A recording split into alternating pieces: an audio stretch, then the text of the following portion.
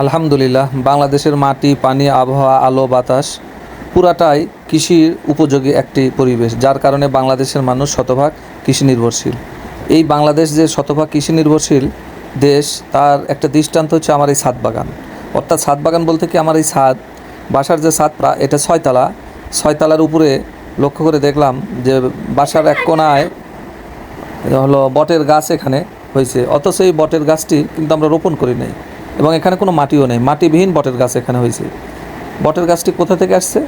কারণ হচ্ছে যে পাখি বটের ফল খাওয়ার পরে এখানে এসে মলত্যাগ করছে, সেখান থেকে যে বীজ ছিল সে পায়খানার মাধ্যম দিয়ে পাখির পায়খানা থেকে কিন্তু গাছ রোপণ হয়েছে। এখানে এখানে চারা গজাইছে এবং নিচে কিন্তু কোনো মাটি নাই, এখানে শুধু কঙ্কার, ইট, পাথর, বালি আর কিছু এখানে বাসার ছাদে কিছু ময়লা আবর্জনা ছিল, হালকা বৃষ্টি বাদল পড়ছে আর এখানে আলহামদুলিল্লাহ এখান থেকে গাছ রোপণ হয়ে গেছে।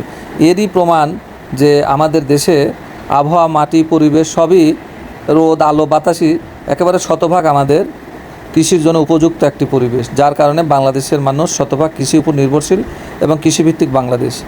এই কৃষিতে আমরা কেন পিছিয়ে আছি তার একটা কারণ হচ্ছে যে আমরা কৃষিকে শিল্প হিসেবে নিতে পারিনি, কৃষিকে বাণিজ্যিক হিসেবে নিতে পারিনি। কৃষি সে আগের খরপোশ কৃষি হিসেবে আছে, যার কারণে কৃষিটা অত্যন্ত অবহেলিত। অথচ কৃষিপণ্য যদি আমরা মধ্যপ্রাচ্য বা ইউরোপ কান্ট্রিতে আমরা যদি এখান থেকে রপ্তানি করতে পারতাম, তাহলে আমরা বৈদেশিক মুদ্রা প্রচুর পরিমাণে আয় করতে পারতাম। যেমন আমের মৌসুমে আমরা আম, পেয়ারা, ড্রাগন, মাল্টা, তারপরে আপনার পেঁয়াজ, রসুন আমাদের দেশে কিন্তু উদ্বৃত্ত থাকে, তারপরে কিন্তু আমরা রপ্তানি করতে পারি না। আমাদের দেশের কৃষিপণ্য শুধু নিজের চাহিদা মতনই আমাদের পূরণ হয়, এরপরে যখন অতিরিক্ত হয়ে যায় সেটা আমাদের গোলার কাটা হয়ে যায়। এটাই হলো সবচেয়ে আমাদের বড় কারণ। তাই আমাদের এখানে যদি আমাদের রাষ্ট্রীয় সেরকম নীতিমালা বা নীতি নির্ধারক যারা আছেন, রাষ্ট্র পরিচালনা যারা দায়িত্বে থাকেন, তাদের ল্যাকিংয়ের জন্য আমরা কিন্তু এটা পারি না দিতে, কারণ ব্যক্তি উদ্যোগে এটা সম্ভব না। এটা রাষ্ট্রীয় পৃষ্ঠপোষকতা এবং রাষ্ট্রীয় সহযোগিতা থাকলে অবশ্যই কৃষি একটি বাণিজ্যিকভাবে উৎপাদন করা সম্ভব বাংলাদেশে। যেহেতু বাংলাদেশের মাটি, আবহাওয়া, প্রকৃতি, তার দৃষ্টান্তই ছাদ। দেখেন, একটা ছোট্ট বালতিতে কিছু গাছ রেখেছিলাম, এটা অ্যালোভেরা ভর্তি হয়ে গেছে গাছে। তাহলে আমাদের আবহাওয়াটা এতই ভালো, যেখানে আমরা যা রোপণ করি সেটাই হয়। এমনকি পাখি পায়খানা করলে সেখান থেকে বীজ থেকেও গাছ গজাচ্ছে, যেমন এই বটের গাছটি। তাহলে আমরা যদি আমাদের কৃষিকে আমরা আজকে অবহেলিত হওয়ার পিছনে সবচেয়ে বড় কারণটাই হচ্ছে যে আমরা এটাকে বাণিজ্যিকভাবে নিতে পারিনি। যেমন টমেটো, এই মৌসুমে টমেটো এখন 5 থেকে 7 টাকা, 10 টাকা কেজি নেওয়ার লোক নাই।